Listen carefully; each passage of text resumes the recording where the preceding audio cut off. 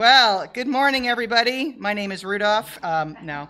Uh, but good morning and welcome here to the Metro East Unitarian Universalist congregations, and greetings to those who are watching our service remotely. Everybody turn around and say hello. Hi. All right. We're a small congregation spiritually led by our pastoral fellow, Eden Johnson, and we are gratefully sharing space with the Edwardsville Masonic Lodge. This is a welcoming religious community, and we are so glad that you are here. My name is Robin Berkeley. My pronouns are she, her. I've been a member of this congregation, I did the math, 15 years. I feel like I just got here. I don't know, it's weird. But because it's been so lovely. I feel like time has just flown. I am a former board president, and I'm currently a faculty member and department chair at SIUE. I'm delighted to welcome you all here today. Our speaker today is Beth McMahon, and this is her first sermon. So yay! And it's wonderful. It's wonderful.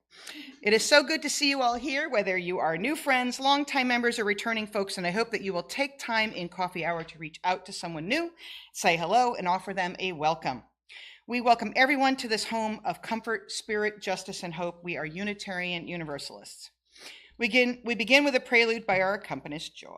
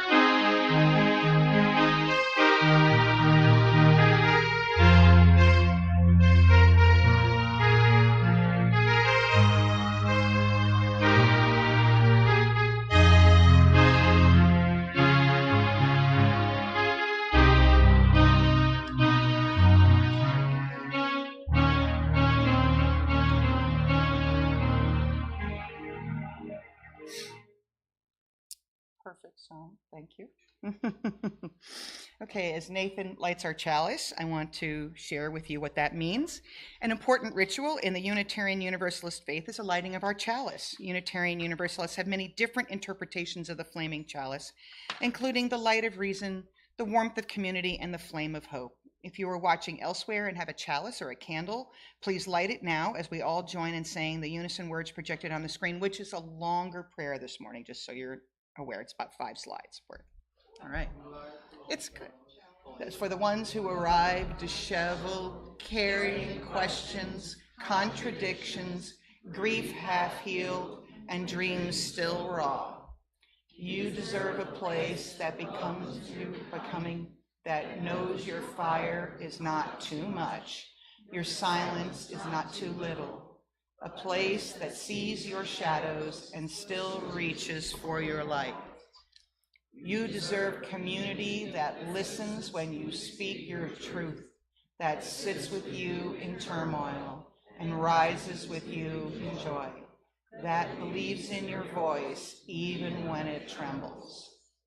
You deserve a circle that brings you hope and coffee and poetry, a place to rest, a place to rise. Let this flame be that place, not perfect, but possible, not without cracks, but full of light. welcome home. I know, I love that. I found it on the UUA website, and they have great resources, so anybody who's using it, it's really, really was amazing. I was like, that's perfect. You gonna do the opening? Okay, honey, go for it.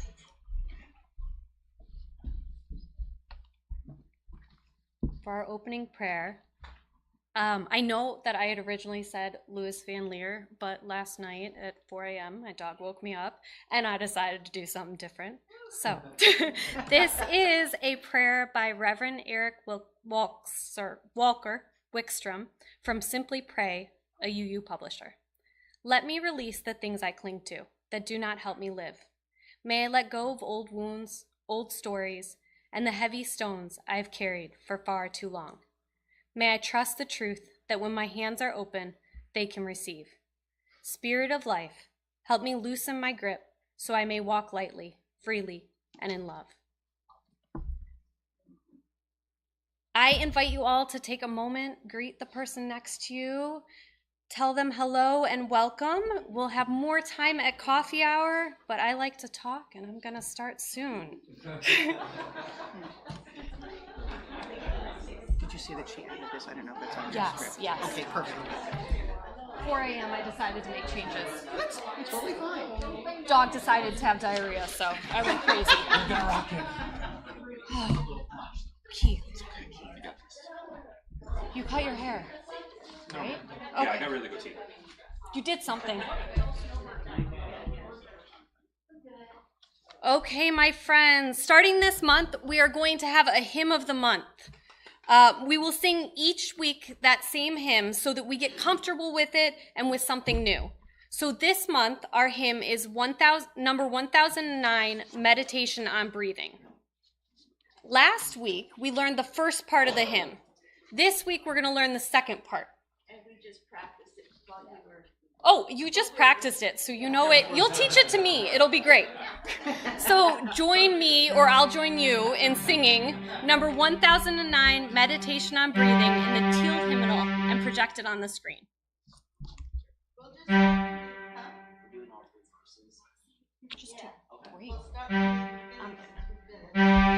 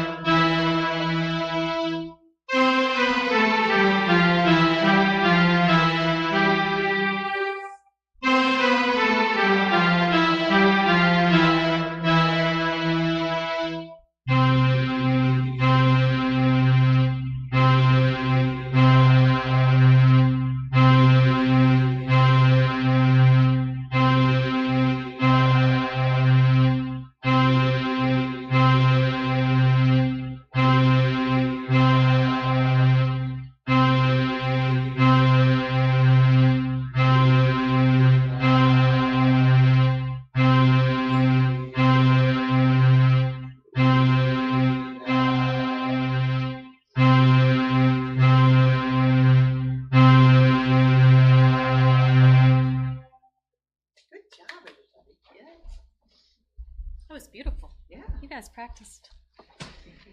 It's a tradition here at Metro East UU congregation to place each service within the larger values that we as Unitarian Universalists hold dear. This week, we lift up the values of interdependence and generosity. We'll take this morning to consider how we can walk together when our hearts hurt and reality stares us in the eyes.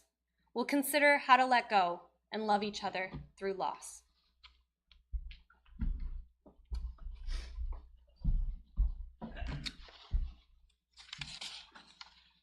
Okay, as part of our weekly worship service, we take time for the expression of joys, concerns, or sorrows. Home for us means a place where we can each share the things that weigh down our souls or that fill us up with joy, and where those we love surround us in good times and in turmoil. If you would like to recognize a joy, sorrow, or milestone, you can come forward and place a stone or several stones in the water bowl to represent your joys and sorrows. There are stones here at the front. I invite you to come forward down the aisle on my left across the front. Choose a stone, place it in the water, a symbol of what you carry in your heart. Then return down the aisle on my right, back along the edge of the sanctuary. If you are not able to navigate this for any reason, raise a hand and someone will place a stone for you, because in this place we bear one another's burdens and share one another's cares. So let us be in the spirit of prayer and meditation.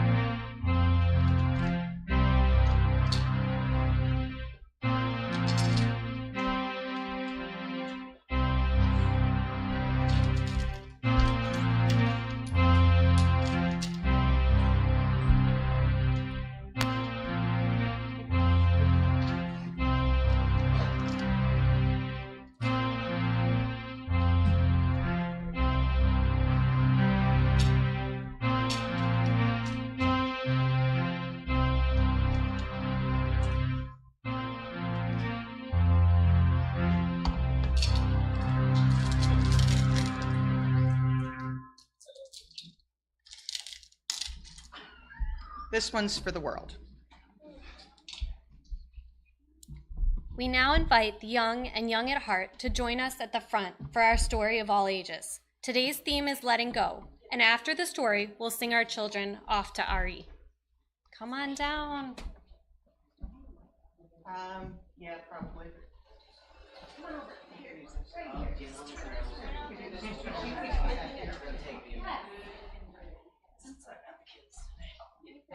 Good call. It was young at heart as well. Thank you. Hi.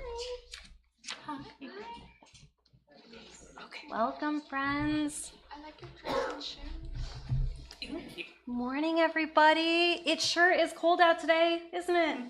Yeah. Did any of you notice what is happening to the trees in this cold? Yeah, what's happening? They're losing their leaves. They are. They're losing their leaves, and their leaves are changing colors, aren't they? Have you ever thought about what it would be like to be a leaf during this time of year? No. I have, but today is a day that you get to think about that. I am going to read you a story called When Leaf Let Go by Angie Marie Carlson. On a tall oak tree lived a little leaf named Lila. All summer long, Lila soaked up the sunshine and danced in the wind and watched the children play beneath her. When autumn came, the leaves around Lila began to change color. What color do you think they became? Orange. Red. And red. And yellow. And yellow or gold. And one by one, those leaves floated gently to the ground. Lila changed colors too. What color do you think Lila was? Gold. That's a great idea. But she wasn't ready to go. She clung tight to her branch. What if it's dark down there? What if I can't see the sky? She whispered. The tree, wise and warm, rustled softly. Change can feel scary, little one, but letting go is part of what makes the life beautiful. One windy day, Lila finally loosened her tiny stem. She didn't fall. She floated. She twirled and she looped and she laughed as she drifted down toward the earth. The animals around her scurried, and the air smelled like apples and rain. All winter long, Lila stayed down resting on the ground. Slowly, she became part of the soil. And when spring returned, little tiny green shoots poked up through the dirt around her. New life. That life carried just a little bit of her. Lila hadn't disappeared. She had changed. She was part of the world in a new and beautiful way. Cool. Good. So let's sing our children out to their RE class.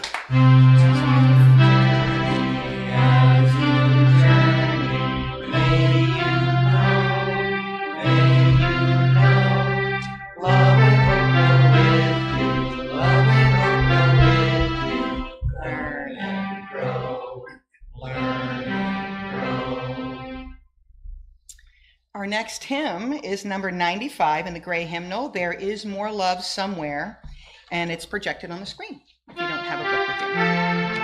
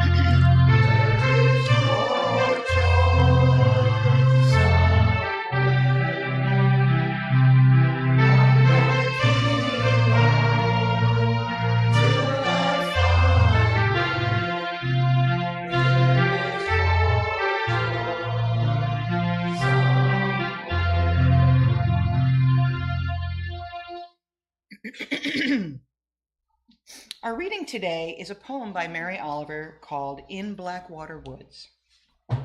Look, The trees are turning their own bodies into pillars of light, are giving off the rich fragrance of cinnamon and fulfillment. The long tapers of cattails are bursting and floating away over the blue shoulders of the ponds. And every pond, no matter what its name is nameless now. Every year, everything I have ever learned in my lifetime leads back to this. The fires and the black river of loss, whose other side is salvation, whose meaning none of us will ever know. To live in this world, you must be able to do three things: to love what is mortal, to hold it against your bones, knowing your own life depends on it, and when the time comes, to let it go, to let it go. And now that.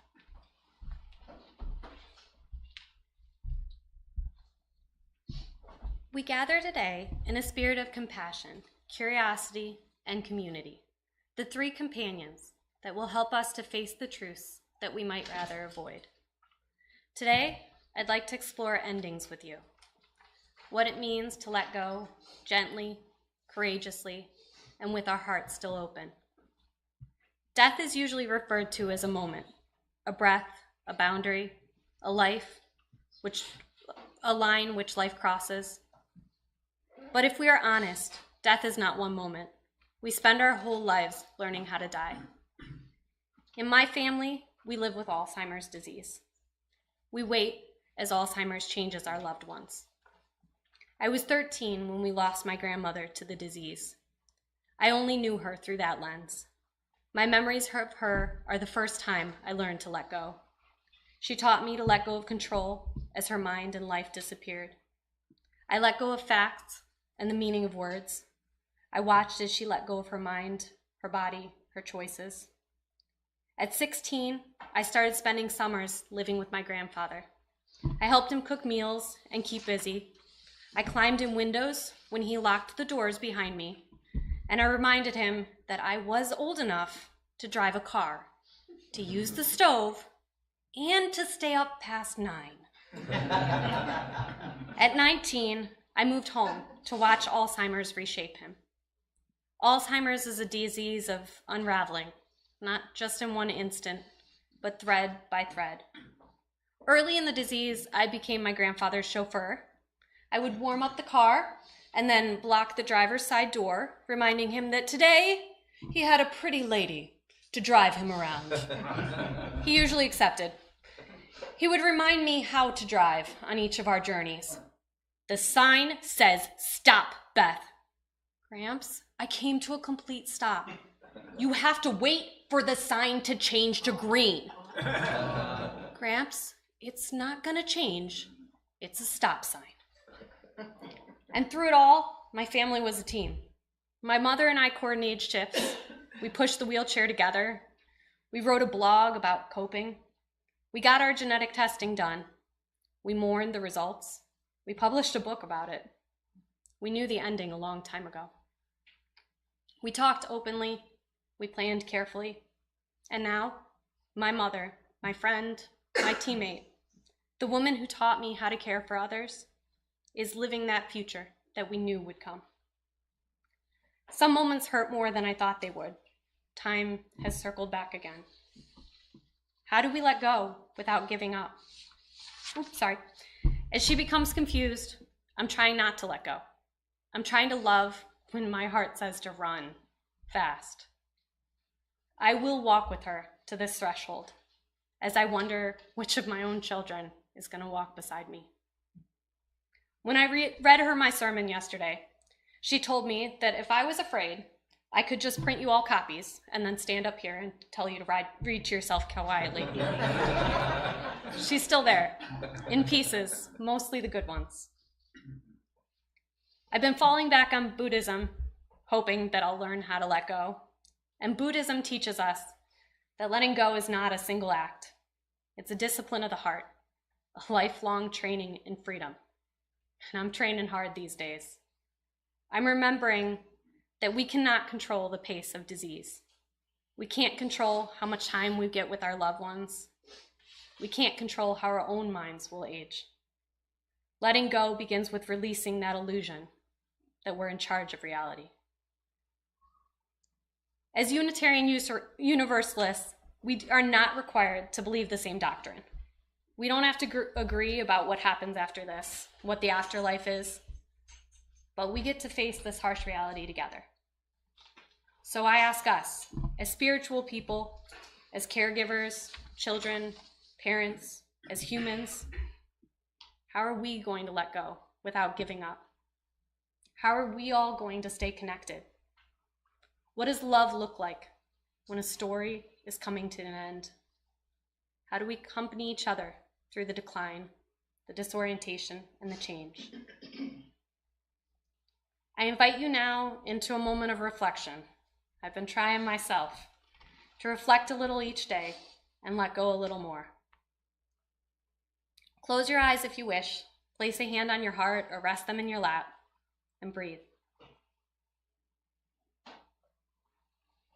Think of someone you love who is in a season of ending, slowly or suddenly. Acknowledge the truth of their impermanence, the truth of your own. If grief rises, let it rise. If love rises, let it rise too. If peace rises, receive it. You do not have to hold everything. You only have to hold this moment. This moment is real. This moment is precious, and it will pass. That's why it's so special. Together, we are learning, painfully, imperfectly. Letting go is not a spiritual achievement. It's a practice. It is not saying that I am at peace with this. It's saying I'll keep my heart open inside a reality I never asked for. Letting go means loving fully, even when we know that we cannot keep what we love. It means remembering that everything we cling to will change. Because it will change, it is precious beyond measure. The Buddha never promised that release would feel peaceful. He only promised that when we loosen our grip, we stop fighting the river. The journey is sacred, even when it's hard. And maybe that's the real truth, that we don't have to do this alone. We do it in compassion, in curiosity, and in this community. The very companions who gathered here today, when one of us forgets how to float, another holds us up. When one of us grows tired, another has to keep vigil. When one of us is facing an ending, all of us help carry that love that's too heavy to carry alone. So no, we cannot wrap our losses in a neat bow. And let me tell you, I really tried to end this in a neat bow. But we can promise one another this. We will walk each other through the endings. We'll witness each other's thresholds. We'll practice letting go, not perfectly, but honestly. Our final hymn is number 354, We Laugh, We Cry, in the gray hymnal and projected on the screen.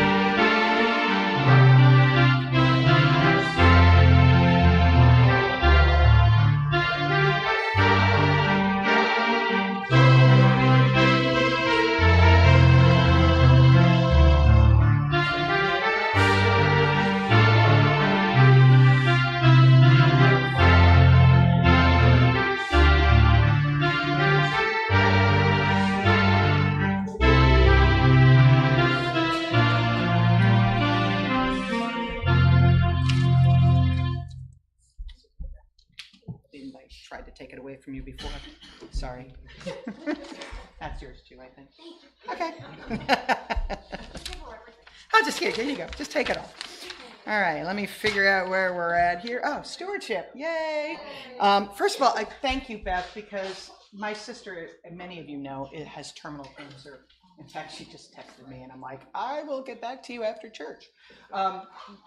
So I'm on that journey with you in the same way of just like right now, things feel great, but then tomorrow you just never know. So thank you very much for that beautiful message to carry me through when it's really hard. Someone willing to pass the basket? Oh, thank you, Allison. So Allison will be passing the basket. I offer a gentle reminder, this community of faith is supported only by your giving. Stewardship is more than just financial donations, but is also about donating time and talent to help our church. If you can't write a check, help the church survive and thrive by offering your time to help make coffee and bring snacks, serve as an usher, serve on other committees such as helping with worship on occasion. Donate what you can, time, talent, and/or treasure. All are needed for our church to prosper. If you are a member and are giving cash, we track that to make sure people are voting eligible. So please make sure you fill out an envelope and write that down. However, if this is your first time here, you are not obligated to give, as we want this service to be our gift to you. If you're willing to volunteer, contact a board member. Let us know what you would like to do and what you can do to help. Give what you will, for you are a generous people. Thank you, my love. Join us in our offering prayer. May this offering equip us to inspire love and seek justice. So, bunch of things. First of all, anybody interested in doing a cookie exchange on Christmas Eve? So if you are, we will talk about that during the coffee break. And we set up a plan to share cookies on Christmas Eve. So our upcoming speakers, we've got Eden on the 14th and 24th. We've got Claudia on the 21st. We've got John Herndon. Yay, we haven't seen John in a while, on the 30th. Right now we have set up, which we did this morning, no breakdown. And as far as the calendar looks, we might be good till January, but we'll play it week by week because you just never know what's going to pop up on the calendar. So Claudia's service will be partly recorded, obviously, because she's way up in Michigan these days. Next slide. Choir practice, 11:15 to 12:15. Anything else? That's it? Okay.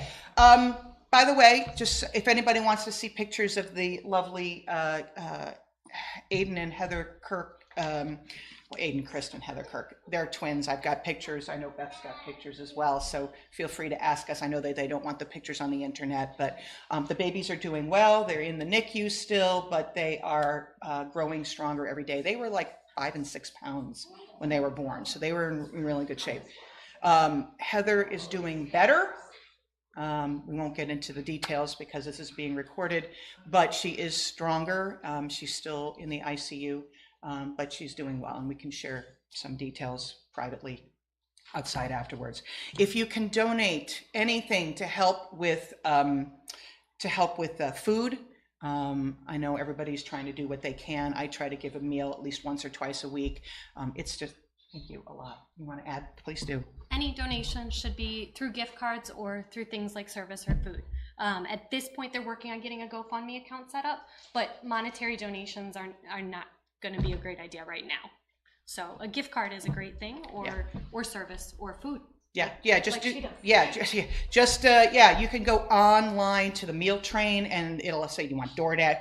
DoorDash is great. Panera is great. The things that are easy for them to get a hold of. Not a problem there at all. And what a friend of mine is going to take on primary responsibility for helping to come up with gifts for the kids. There's 7 of them at home that they have between fosters and their own. So if we need additionals, I will turn to you all if they can't cover everything. And I don't know what they're going to cover yet until I get the list from Aiden. And I will let you all know if we can help a little bit with something. That would be really appreciative, because I know that Aiden has always been really good about trying to do that for the community. For people that he knows and loves, and so I had to talk him down and say, you can accept this is okay, because you do that for others. Okay, anything else anybody needs to add? I think we're good. Oh yeah, thank you. We're all gonna, we were here last week, you were not. We're all gonna try, remember to take a turn at trying to help, like vacuuming when we can, sweeping, and making sure the bathrooms are clean. So everybody can just, pick up a broom or a mop. We appreciate that very much until things stabilize. And this may be a permanent change, and then we've got to figure out what we're gonna do. But for now, that's what we're gonna do. All right, so thank you for that reminder. All right, I invite you to join me in reciting the prayer as I extinguish the chalice.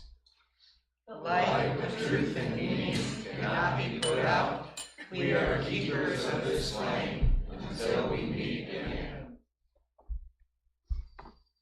May we remember that what changes is not lost. It is becoming something that we do not yet understand. May we grieve fully and love fiercely. May we trust the strength that rises when we face reality together. And may we, with compassion, with curiosity, and with our community, walk one another home.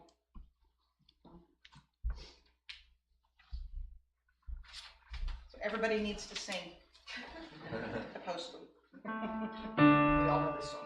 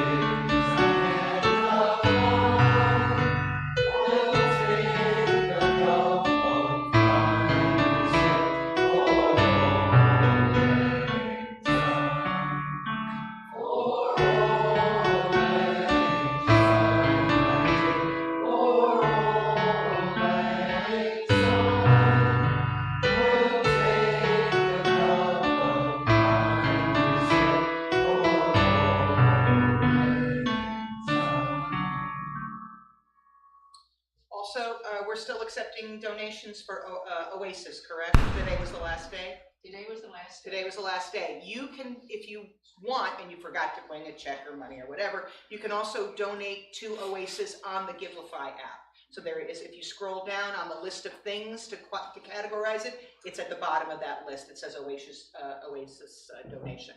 So thank you very much.